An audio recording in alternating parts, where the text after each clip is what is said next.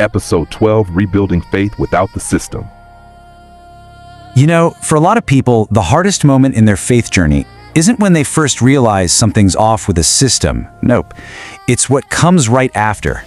It's that moment you finally decide to step away, and you're just left there in the quiet with this huge sense of what now? So let's get into what that really feels like. This is it. This is the question that just echoes in the silence, isn't it?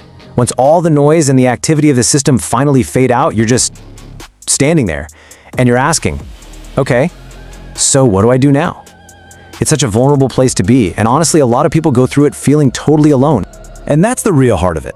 I mean, pointing out problems, deconstructing, seeing the issues, that's one thing. But learning how to actually reconstruct, how to walk forward in a way that feels real and healthy, that's a whole different ballgame. And this is exactly where so many sincere people get completely and utterly stuck. Okay, so the very first step in being able to walk forward is to completely reframe what this departure actually means. We have to look at what's really happening when you step away from a religious structure that just isn't healthy anymore. This is so important. Because on one side, there's this story that gets told, right? That if you leave, you've abandoned God, you've lost your faith, you're just drifting. But the reality, it's usually so much simpler and honestly way more clarifying.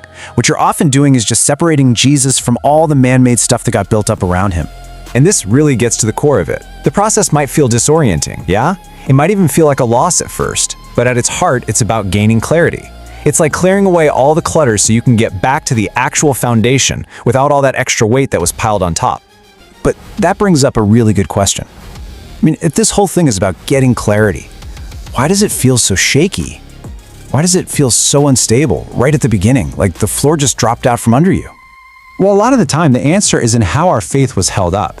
For many of us, faith was experienced through all these external structures, right? The weekly services, the programs, the constant direction from leaders, and that reinforcement you get from always being in a group. And those things aren't necessarily bad, but they can become like crutches.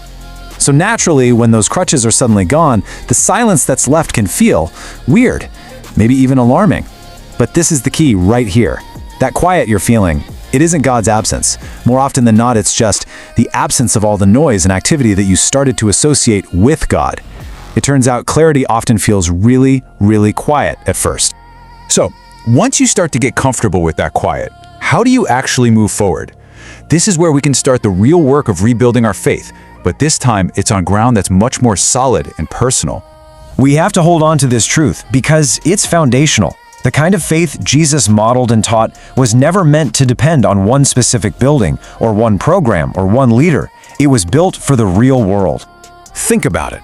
He built disciples who were equipped from the inside out, people who could recognize truth for themselves, who were actually encouraged to search the scriptures, who could walk with discernment, grow in real love, and, this is a big one, stand on their own 2 feet without needing constant supervision. This just sums it up perfectly, doesn't it? Faith was always meant to be portable. It was designed to work at your job, in your home, in your quiet moments, not just inside some special environment. If your faith only functions in one place, that's a pretty good sign something extra got attached to it along the way. So how do we actually do this? How do we rebuild that portable faith? The most important thing is you don't have to rush it. It's a slow process. First, just go back to the Gospels, slowly, and just watch what Jesus actually talked about. Second, start separating scripture from all the commentary, what the text actually says versus what you were told it means. Third, and this is huge, give yourself space to process. Unlearning is a real thing and it takes time.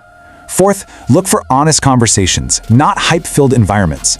And last, just let discernment develop naturally. You don't have to force it. So what does this actually feel like in practice? Well, as you start to rebuild in this healthier, more personal way, the whole experience of growth starts to change. It becomes less about what you're doing on the outside and way more about what's happening on the inside. A lot of people start to notice these specific shifts. There's just less anxiety about getting everything right. There's more genuine clarity. Reading scripture becomes a source of wisdom, not just a rule book. That constant pressure to perform for other people starts to fade away.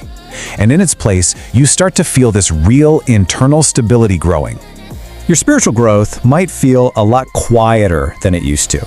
It's less about these big, loud, emotional events and more about a steady internal strengthening. But here's the trade-off. What you might lose in volume, you gain in durability. This kind of faith, it's much, much harder to shake. So if any of this is resonating with you, if you feel like you're caught between worlds, like you don't really fit where you were, but you have no idea what's next, please hear this. You are not lost. You are in transition, and that is a legitimate, important, and totally okay part of the journey. And please remember, so many sincere believers have walked this exact road, and what they all seem to discover is this profound truth. Jesus himself was never as fragile as the human systems that were built up around him. The actual foundation is so much stronger than you might think. As we start to wrap up, let's let this be our guide through this whole rebuilding thing. It's not about just throwing everything out.